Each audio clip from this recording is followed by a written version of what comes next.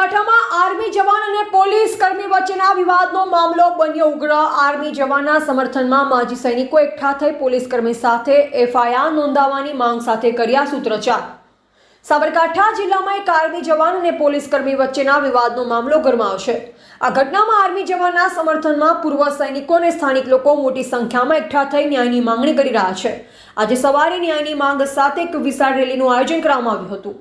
રેલીમાં ભાગ લેવા માટે મોટી સંખ્યામાં લોકો સહકારી જીમ નજીક એકઠા થયા અને ત્યાંથી જિલ્લા પોલીસ વડા એસપી કચેરી તરફ કૂચ કરી હતી।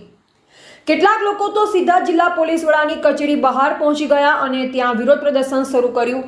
વિરોધ કરી રહેલા લોકોએ વંદે માતરમ, જય હિન્દ અને ન્યાય આપો જેવા નારા લગાવ્યા, જે કારણે પરિસ્થિતિ તંગ બની હતી। આ ઘટના અંગે વધુ માહિતી મેળવવા માટે અમારા સંવાદદાતાએ સ્થાનિક અધિકારીઓ અને પ્રદર્શનકારીઓ સાથે વાતચીત કરી। પ્રદર્શનકારીઓનું કહેવું છે કે આર્મી જવાન સાથે અન્યાય થયો છે અને તેમને તાત્કાલિક ન્યાય મળવો જ જોઈએ। આ મામલેને લઈ પોલીસ તંત્ર પર દબાણ વધી રહ્યું છે। આ વિવાદનું મૂળ કારણ શું છે અને પોલીસ આ મામલે શું પગલાં ભરી રહી છે તે હજુ સ્પષ્ટ થયું નથી। એવા રાજકમલસિંહ પરમાર, ભારત ન્યૂઝ, સાબરકાંઠા।